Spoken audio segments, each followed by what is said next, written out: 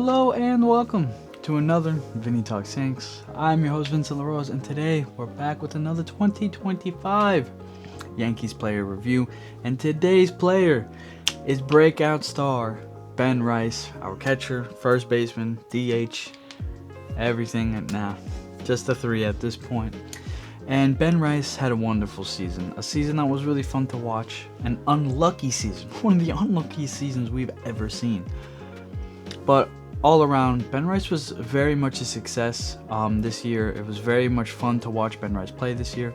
Technically, it was the second year of eligibility, so we'll be going into Ben Rice's third season going into next year. But if not traded, because I know there is talks about teams being extremely interested in him, Ben Rice will be a key part of the Yankees' 2026 season.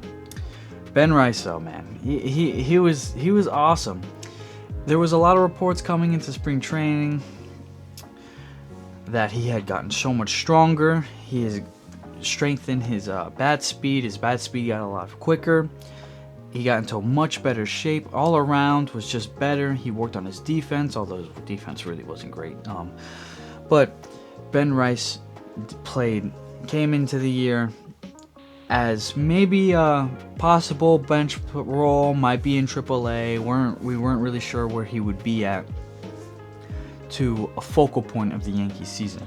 I know it was kind of confusing with what was going on with Ben Rice to start the year, going into spring training. We were really unsure about the situation with Giancarlo Stanton, and after signing Paul Goldschmidt, it really seemed like Ben Rice just truthfully wouldn't have a spot on the Major League roster. And then, of course, everything with Stanton happens, and then once it's known Stanton's going to be out for a decent amount of time, and then we watch Ben Rice's at bats to see how it goes. They let us know that Ben Rice will likely replace Stanton in that DH role, get some time at first base, and then middle season they start rolling him in at catcher, getting him some more reps behind the plate. But all around, Ben Rice was amazing this season. So let me get into the stats real quick. Ben Rice this year, he hit 255, he had 26 homers. Oh my god, okay. 836 OPS. Ben Rice was awesome.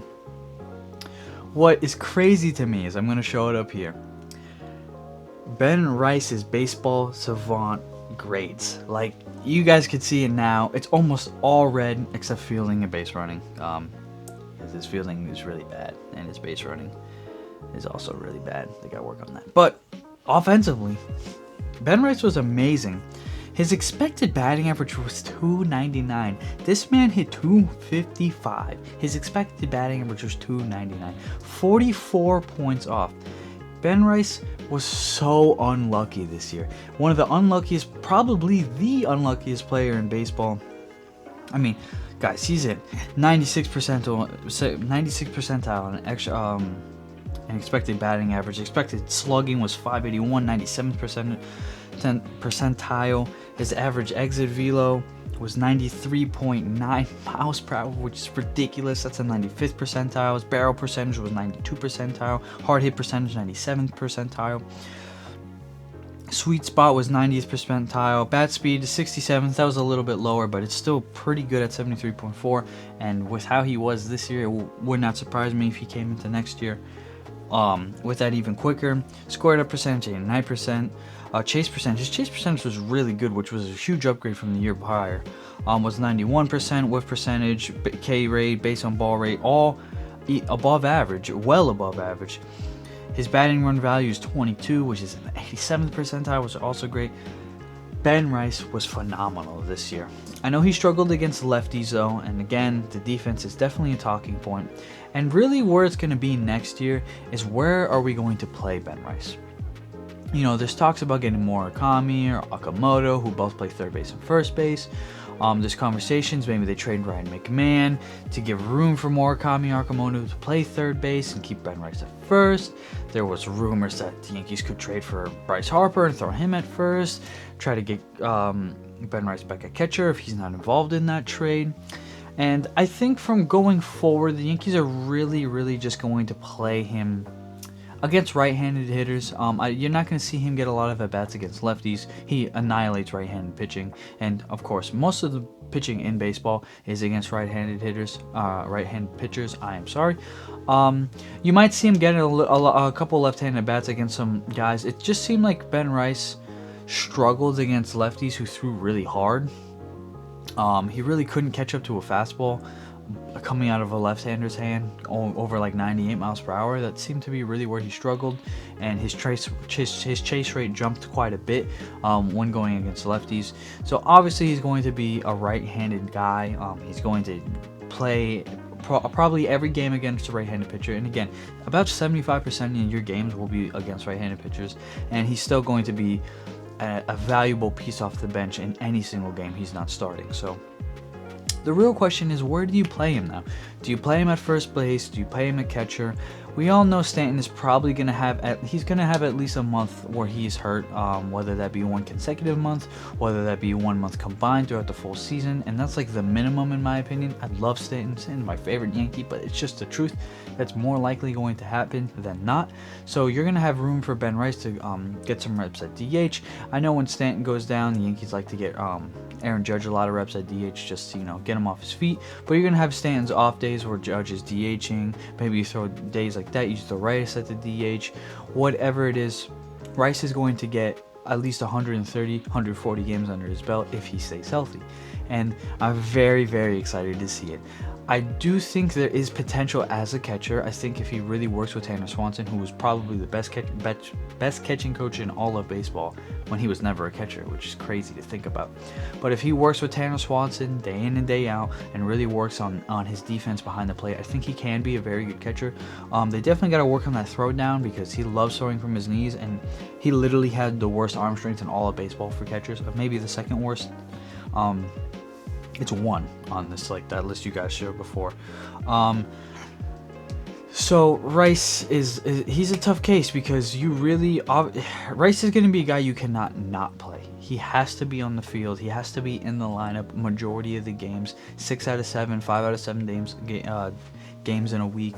7 out of 7, whatever it is. He has to be in the lineup majority of the times. You cannot leave Ben Rice out of the lineup. So it's going to be a very interesting topic, an interesting way how they construct the lineup.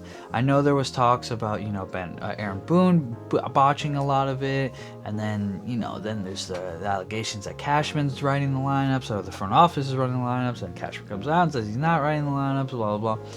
It really doesn't matter. I know Ben Rice average wise was not great in the playoffs, but he had a couple homers, and he didn't do anything defensively to hurt us, which was good. Guys that we would trust on the defensive side hurt us more than Ben Rice did. But it seems like he will at least be comfortable enough to catch maybe 2-3 games a week. I doubt we're going to see him catch Garrett Cole when Cole comes back.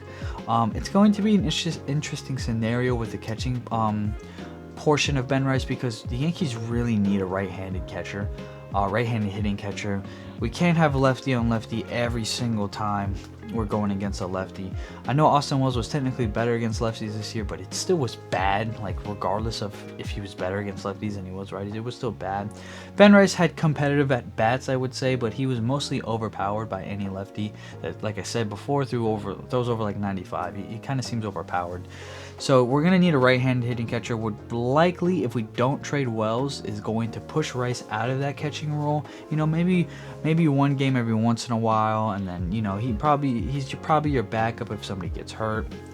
Your third string guy, but still, it's going to be tough. So I think Rice is really going to have to work at both first and catcher because anything can happen during the season, and he could be forced to be in either one of those spots.